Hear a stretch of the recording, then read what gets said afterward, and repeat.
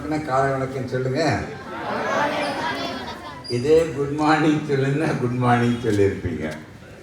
இந்த அருமையான நிகழ்ச்சியில் என்னை அழைத்ததற்கு இவர் அனைவரும் நன்றி கூறினார்கள். நான் வந்ததற்கு உண்மையில் என்னை அழைத்ததற்காக உங்களுக்கு நான் பல மடங்கு உங்கள் அனைவருக்கும் நன்றியை கூறுகின்றேன். இந்த அருமையான நிகழ்ச்சியின் மூலம் என் உறவினர்கள் அனைவரையும் சந்திப்பதில் மிக்க மகிழ்ச்சியும் பெருமை அடைகிறேன். இன்று 77வது குடியரசு தினம் அனைவரும் கொண்டாடி கொண்டிருக்கின்றோம். இது அற்புதமான நாடு.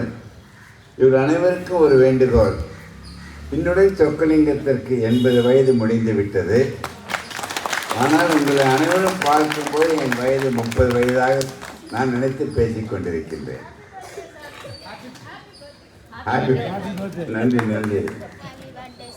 என்னுடைய 52 வருடனாக பழைய பயோடேட்டா என்னுடன் நான் 60 வருடம் இதயத்துறையில் பணியை முடித்து விட்டேன். என் வாழ்நாள் இன்னும் எத்தனை வருடம் என்று எனக்கு தெரியாது. கணக்கிட மாட்டேன், முடியவும் முடியாது. ஆனால் ஒன்றே குறிக்கோடு நிற்கின்றேன். நான் உயிருள்ள வரை என்னை காத்து கொண்டிருக்கின்ற காப்பாற்றி கொண்டிருக்கின்ற சமுதாயத்திற்கு நான் ஏதாவது செய்ய வேண்டும் என்ற ஒரே குறிக்கோளுடன் தான் சொக்கலிங்கம் வாழ்ந்து கொண்டிருக்கின்றேன். இந்த 76வது குடியரசு தினத்தை அழைத்த என்னை தயவு செய்து இந்த 100வது குடியரசு தினத்திற்கும் என்னை அழைக்க வேண்டும் என்று கேட்டுக்கொள்கின்றேன். என்னடா சொக்கலிங்கம் ரொம்ப பேராசையாக தெரியாது, என் விருப்பம் அது.